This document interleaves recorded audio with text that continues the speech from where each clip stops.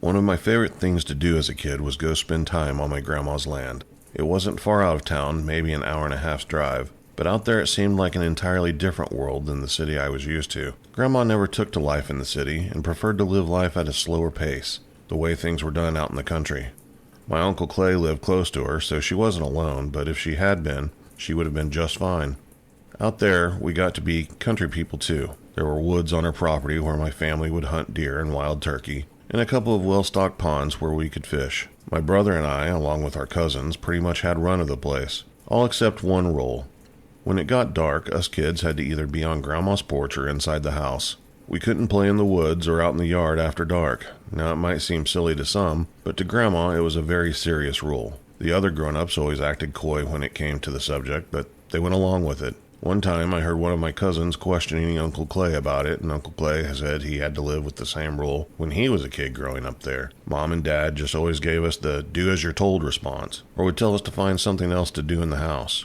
It never made much sense to us kids, especially when Grandma would offer up her reasoning behind her rule. Grandma would say, "You young'uns can't be out there playing after dark, 'cause the other kids will come out to play and they'll play too rough." She would say, "Those other little ones are wild and don't know no better." Now, I promise you, between me and my brother, we had covered every square inch of that property over the years, and there were no kids, no houses, no nothing. Grandma's house was the only place anywhere around there. We never understood what she was so worried about until that night we broke her rule. It was a night I'll never forget. It was the weekend after the 4th of July. While we weren't allowed to set off fireworks in the city, me and my brother were excited with the anticipation that our cousins, who lived out in the country, would have some left over from their festivities. When we pulled up at Grandma's place, everyone else was already there. Me and my brother piled out of the car and immediately sought out our cousins to see what wonderful explosives they had with them. Uncle Clay was working the grill, and the smell of cooking meat and smoke filled the air.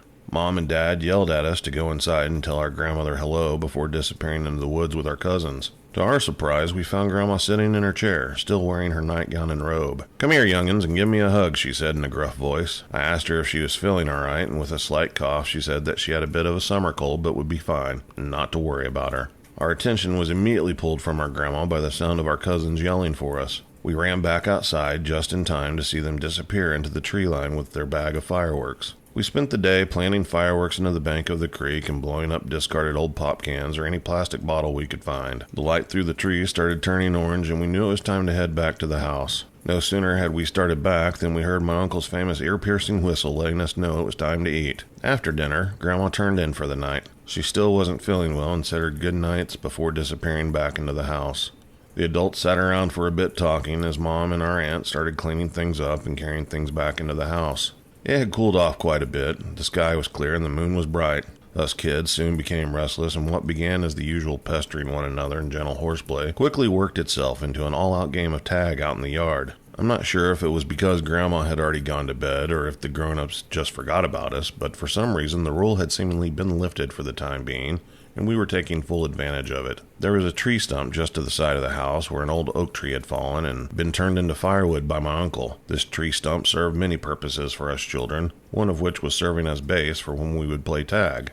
I remember I was standing on an old gnarled root with my hand on the stump when I watched my dad walk inside, letting the screen door slam behind him as he carried an armful of leftover hamburger buns and paper plates in with him. Us kids were all alone outside. The thought left my mind as quickly as it entered as I took off from the stump to go antagonize my brother, who was now it. It was an ill-planned maneuver on my part, as my brother was the oldest and fastest out of all of us.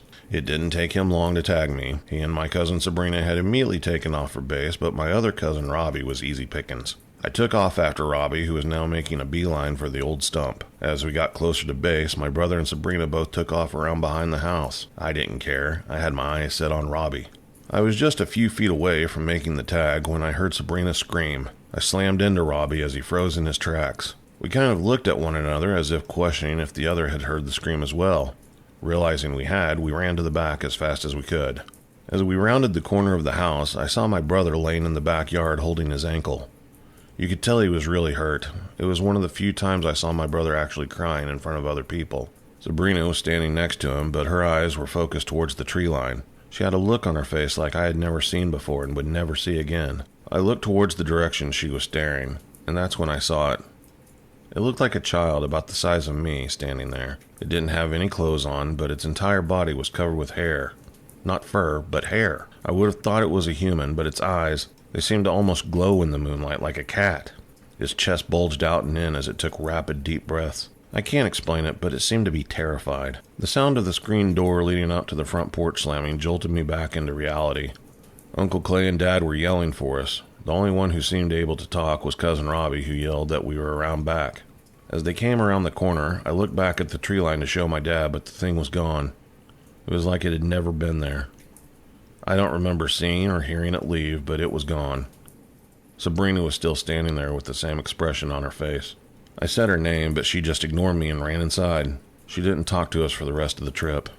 Dad and Uncle Clay ran over to my brother to check on him. They lifted him up and carried him inside. Me and Robbie followed them in. I asked Robbie if he had seen that thing in the woods, but he said no. Funny thing is, when he said no, it seemed just like the time he said no when I asked him if he had taken my baseball. I found the baseball in his room later on. Dad and Uncle set my brother down on the couch. Mom came over with a bag of ice for his ankle and asked what had happened. My brother said he hit a hole in the backyard as he was running and it twisted his ankle as he fell. I looked over at Sabrina, who just sat there staring at the floor. I know what I saw, and I know Sabrina saw it too, but there was no way I was going to say anything to my parents about this. During all the commotion, Grandma had woken up, of course. I don't know how long she had been standing there in the hallway, or how much she knew about what had just happened, but I was expecting to hear an earful about breaking her rule. But you know what? She didn't even say anything. She just shuffled back into her room and shut the door. We were back home, and a week had gone by since the trip to Grandma's house. My brother hadn't really talked about what had happened other than our parents asking him how his ankle was feeling and him giving the generic response of better with a slight smile on his face. I couldn't help but notice how after answering them a blank expression would fall across his face like he was somewhere else inside his head. We didn't have a lot of money and me and my brother had to share a bedroom. I was laying there trying to fall asleep when I rolled over and saw my brother just staring up at the ceiling. The picture of the thing that I saw standing in the woods had burned its way into my brain. I had to say something to my brother about it, even if he'd think I'm crazy. I was just about to open my mouth when he looked over at me and said, "Can I tell you something?" I almost choked on my own words and said sure. He made me promise I wouldn't tell Mom and Dad or anyone, to which I swore. He said, "Remember that night I twisted my ankle at Grandma's house?" Of course I did. How couldn't I? He went on, "Well, I didn't twist my ankle. That's not what happened." I could tell by his silence he wanted me to ask, to give him a reason to tell me, so I did. I was running ahead of Sabrina, or at least I thought I was. I could hear her behind me, only she was catching up with me really fast. I started to turn around and say something to her when I saw this thing chasing me. I don't know what it was. All I know is it was covered in hair and looked like a person, but at the same time an animal. You could see the tears welling up in my brother's eyes as the words became more difficult for him to get out. I tried getting away from it, but as I ran away it grabbed my ankle and twisted it.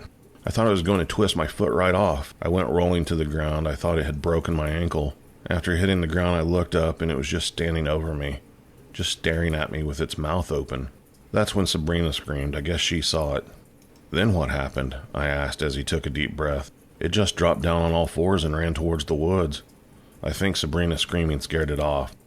I couldn't believe it. My brother had been attacked by that thing. He had seen it too. Is this what Grandma had been warning us about all those years?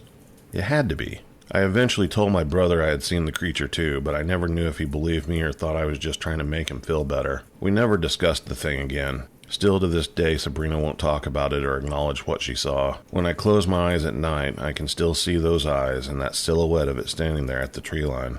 Grandma never got better and moved in with Uncle Clay. I only went back out to that property one time after that to help my dad and uncle cut some firewood. My brother didn't go.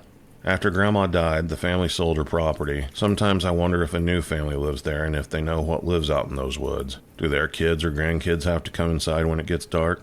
For their sake, I hope they do.